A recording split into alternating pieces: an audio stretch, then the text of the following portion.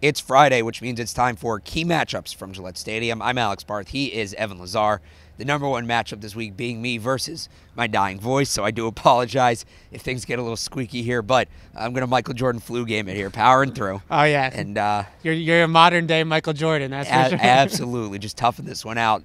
So because of that, Evan, Patriots and Titans, a lot of emotional matchups with former Patriots. It's facing off, but I'll let you start on your X's and O's matchup of the week. Oh, yeah. So I'm not going any former Patriots with my matchup of the week. I'm going the best player on the Titans defense, Jurrell Casey, the defensive tackle against the interior of the Patriots offensive line. Obviously, I'm in the weeds here. I'm nerding out on the football stuff, but Bill Belichick, I asked him about Jurrell Casey. He gushed about him. Jurrell Casey is one of those guys that gets buried in kind of the depth of the position at the defensive tackle spot. You know, Aaron Donald, Geno Atkins, a lot of these guys get more love than Jurrell Casey because there's so much talent at that spot, but he's truly one of the best defensive tackles in the league. And what do we know about Tom Brady? Sometimes the edge pressure from guys like Harold Landry and Brian Orakpo doesn't faze him too much, but when you start to get pressure up the middle, that's when things can get a little bit dicey for Brady because he doesn't have the ability to step up in the pocket and step into throws and really start delivering the ball downfield. That is going to be the key for the Patriots this week. Get Jurrell Casey out of Tom Brady's face. David Andrews, I'm talking to you. Shaq Mason, if you're playing. Ted Karras, if you're not. And obviously Joe Thuney at left guard. Those three guys are going to have their hands full with Casey, similar to how they had their hands full with Mike Daniels last week.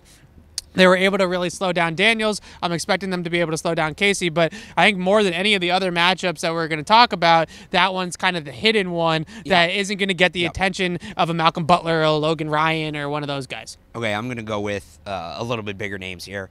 I'm going to go with Malcolm Butler and Josh Gordon. Got to mention him once. I think that this is, people want to talk about Malcolm Butler revenge game. Yeah. I'm going to call it the Bill Belichick revenge game. I think that you think he's going to bury Malcolm? I do. I think he's going to unleash Josh Gordon on him. You've been talking about waiting for the slant and go, the slug and go from Gordon. Yeah. And we said maybe they were holding back because they didn't want it on tape. They're holding it back just for Malcolm Butler. I think they were holding some stuff back for the playoffs, but I think this week we get a little sneak peek.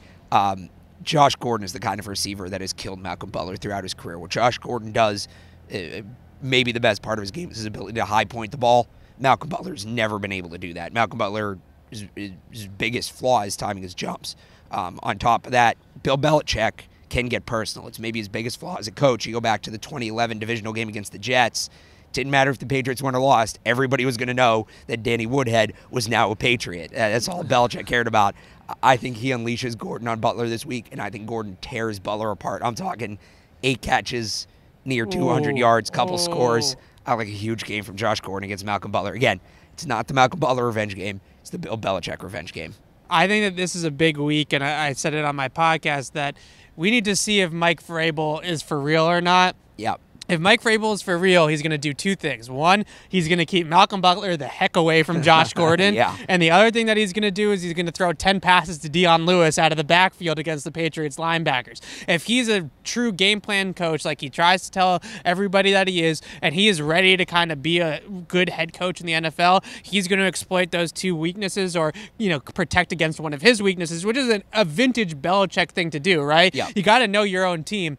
Putting Malcolm Butler in a situation against Josh Gordon is a recipe for disaster for the Tennessee Titans. So I'm looking at Mike Vrabel to see, is he smart enough and savvy enough to realize that and dictate matchups with some man coverage and have guys shadow guys and maybe put Logan Ryan or Adoree Jackson on Josh Gordon to avoid those matchups.